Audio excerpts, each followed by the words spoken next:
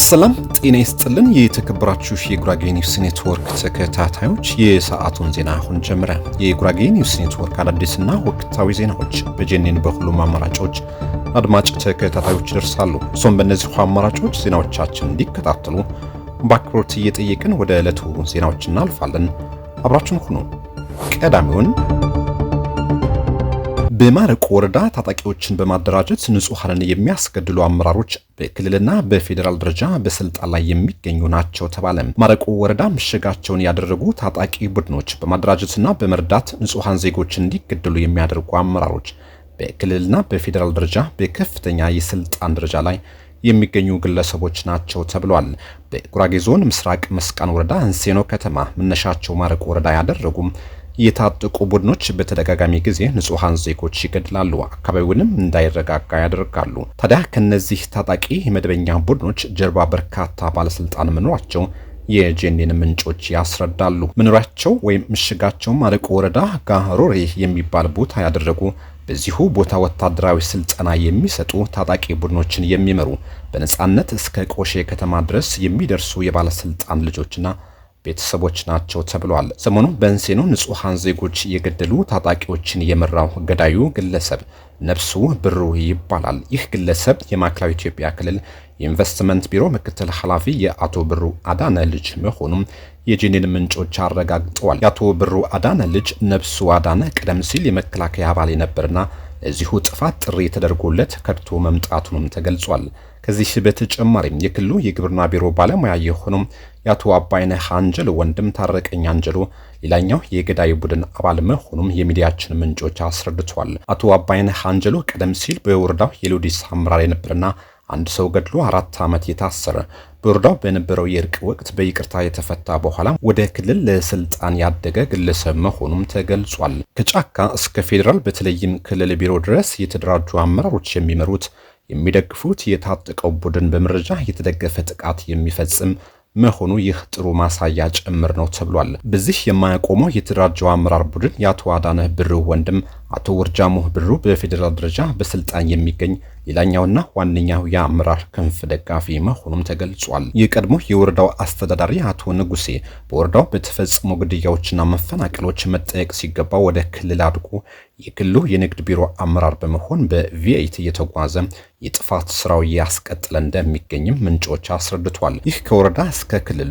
አልፎም ፌዴራል የደረሰው የተደራጀ ህገወጥ ታጣቂ የሚመሩ አመራር ክልሉ ብሎም ፌዴራል መንግስት ምርመራ በማድረግ ተጠያቂ እንዲያደርጋቸውም ተጠይቋል።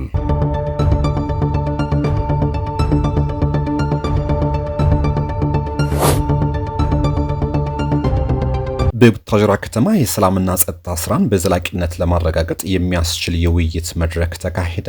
በቡታጅራ ከተማ የሰላምና ጸጥታ ስራን በዘላቂነት ለማረጋገጥ የሚያስችል የውይይት መድረክ ተካሄደ። በቡታጅራ ከተማ አስተዳደር ወቅታዊ የጸጥታ ሁኔታን ለመገምገም እና ህብረተሰቡን ያሳተፈ የአካባቢ ጥበቃ ስራ ለማጠናከር ከባለድርሻ አካላት ጋር ውጤታማ ውይይት መደረጉን ተገልጿል። በውይይቱ ላይ በከተማዋ ከሚገኙ 59 መንደሮች የተወከሉ ነዋሪዎች የተሳተፉ ሲሆን በከተማዋ አስተማማኝ ሰላም ለማስፈን የህዝቡ ተሳትፎና ጥበቃ ስራ ወሳኝ መሆኑን አጽንኦት ተሰጥቷል። ሰላም ከሁሉም በላይ ለከተማዋ እድገት መሰረት መሆኑና የመንደር ተወካዮች ከአካባቢያቸው ማህበረሰብ ጋር በመሆን የጥበቃና የክትትል ስራዎችን መስራት እንዳለባቸውም ተገልጿል። በከተማዋ የጸጥታ ስጋት ሊሆኑ የሚችሉ አዝማሚያዎችን አስቀድሞ በመለየትና የመፍትሄ እርምጃዎችን በመውሰድ ረገድ የጋራ መግባባት መፍጠር እንዳለባቸውም ተጠቁሟል። የቡታጅራ ከተማ ሰላምና ጸጥታ ጽሕፈት ቤት ኃላፊ አቶ ቃሲም ግርማ ባስተላለፉት መልእክት ሰላምን በዘላቂነት ለማረጋገጥ የጸጥታ መዋቅሩና ማህበረሰቡ ተቀናጅተው መስራት እንዳለባቸው ማሳስቧል። የአካባቢውን የጥበቃ ስራ ይበልጥ በማጠናከር ወንጀል አስቀድሞ ለመከላከል የሚያስችል የግንኙነት መስመሮችን ተዘርግቶ የነዋሪውን የሰላም ባለቤትነት ስሜት ማሳደግ እንደሚገባም መልእክታቸውን አስተላልፏል።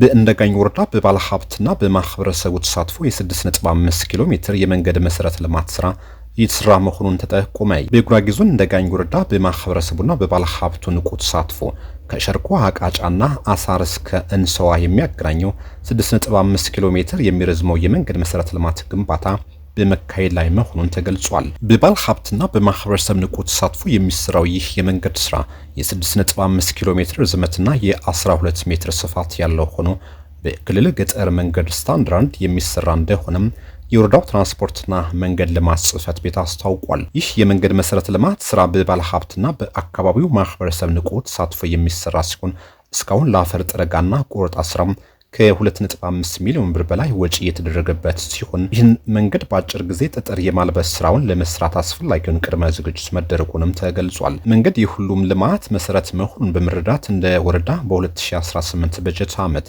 የአካባቢው ማህበረሰብና የከተማ ባለሀብቶችን በማስተባበርና ማቀናጀት አዲስ ያልተከፈቱ መንገዶች እንዲከፈቱና የተከፈቱ መንገዶች ደግሞ ጠጠር የማልበስ ስራ እንደ ጽሕፈት ቤት እቅድ ተይዞ ሰፊ ስራ እየተሰራ እንደሆነም ተመላክቷል። በወረዳው ሰፋፊ የመንገድ መሰረተ ልማት ግንባታዎች በህዝቡ ተሳትፎ እየተሰሩ መሆኑን ጄኔን ሲዘግብ ቆይቷል። በመንገድ ስራው ምክንያት መሬታቸውንና ለመንገዱ ስራ ሲባል የሚነሱ ተነሽ ንብረቶችን የሚከፈሉ ካሳዎች እጅግ ዝቅተኛ በመሆኑ የባለ ንብረቱ አቅም ያገናዘበ እንዲሆን ቅሬታቸው ለሚዲያችን ያደረሱ ዜጎችም ገልጸዋል።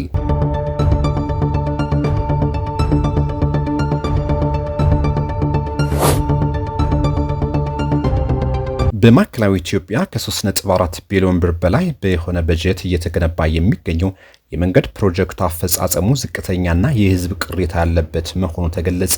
በማዕከላዊ ኢትዮጵያ ክልል ከ3.4 ሚሊዮን ብር በላይ በሆነ በጀት እየተገነባ የሚገኘው 49 ኪሎ ሜትር ርዝመት ያለው የሆሳና ጃጁራ ጊምቢቾ ጃቾ የመንገድ ፕሮጀክት አፈጻጸሙ ዝቅተኛና የህዝብ ቅሬታ ያለበት በመሆኑ ፕሮጀክቱ ራሱን ማየትና መፈተሽ እንዳለበት የህዝብ ተወካዮች ምክር ቤት የከተማ መሰረተ ልማትና ትራንስፖርት ጉዳዮች ቋሚ ኮሚቴ አሳስቧል። ቋሚ ኮሚቴው ፕሮጀክቱ በጎበኘበት ወቅት እንደገለጸው ፕሮጀክቱ በ3 ዓመታት ውስጥ ሊጠናቀቅ ታቅዶ ከ3.4 ቢሊዮን ብር በላይ ተበጅቶለት የካቲት 30 ቀን 2015 ዓ.ም የተጀመረ ቢሆንም የመንገድ ፕሮጀክቱ አፈጻጸም ግን ዝቅተኛ ነው። አብዛኛው የስራው ቁፋሮ ብቻ በመሆኑ መንገዱን የሚጠቀሙና በመንገድ ዳር የሚኖሩ የህብረተሰብ ክፍሎች በአቧራ እየተማረሩ ስለሆነ ለጊዜውም ቢሆን ውሃ በመርጨት ጊዜያዊ መፍትሄ መስጠት አስፈላጊ መሆኑን ቋሚ ኮሚቴው ገልጿል።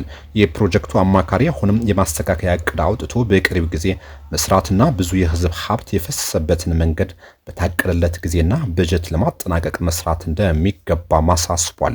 የክልሉ አመራሮች በበኩላቸው ፕሮጀክቱ የያዘው ተቋራጭ በፊት የነበረውን አፈጻጸም ጥሩ የነበረ ቢሆንም በዚህ ፕሮጀክት ግን ያለው አፈጻጸም ዝቅተኛ መሆኑን ተናግሯል። በመሆኑም ፕሮጀክቱ የህዝብ ቅሬታ ያለበት በመሆኑ ይህን ፕሮጀክት የሚያስተባብረው የኢትዮጵያ መንገዶች አስተዳደር የሶዶ አካባቢ ፕሮጀክቶች ማናጅመንት ጽሕፈት ቤት ራሱን ማየትና መፈተሽ እንዳለበትም የቋሚ ኮሚቴ አባላትና የአካባቢው አመራሮች ማሳሰቢያ ሰጥቷል።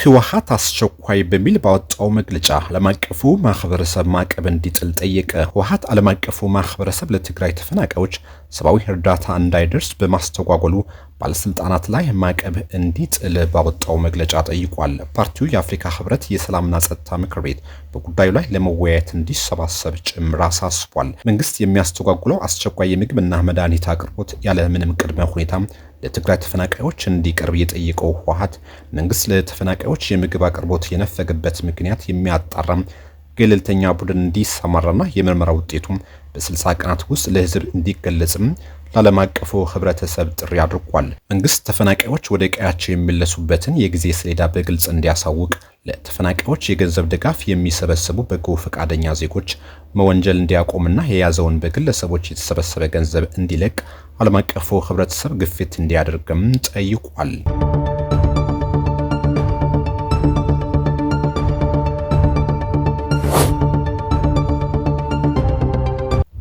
በሀገር አቀፍ ደረጃ የሰላም አምባሳደር የሆኑት የጋሞ ብሔረሰብ ሽማግሌዎች ከአንድ ዓመት በፊት ለሽምግልና ተግባራቸው የተሸለሙት 10 ሚሊዮን ብር እንዳልተቀበሉ ገለጹ። የጋሞ ብሔረሰብ ሽማግሌዎች ከአንድ ዓመት በፊት አንቴክስ የኢትዮጵያ ቴክስታይል ኩባንያ ያበረከተላቸው የ10 ሚሊዮን ብር ሽልማት እስካሁን ከእጃቸው እንዳልገባ አስታውቀዋል። ኩባንያው በበኩሉ ገንዘቡ ለጋሞ ሽማግሌዎች ማስረከቡን ቢገልጽም በወቅቱ ገንዘቡን የተቀበለው የጋሞ ዞን አስተዳደር መሆኑን የገለጹት ሽማግሌዎቹ አርባ ምንጭ ከደረሱ በኋላ ገንዘቡ የት እንደገባ ማወቅ እንዳልቻሉም ገልጸዋል። የጋሞ ዞን አስተዳደር ኃላፊዎች በጉዳዩ ላይ መልስ እንዲሰጡ ለቀረበላቸው ጥያቄ ራሳቸው ሽማግሌዎቹ ይጠይቁ በሚል አዎንታዊ ምላሽ ሳይሰጡ መቅረታቸውም ተነግሯል።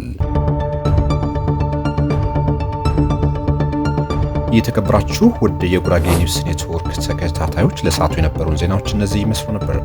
ቆይታችሁ ከጄኔን ጋር ስለሆነ እናመሰግናለን። መልካም ጊዜ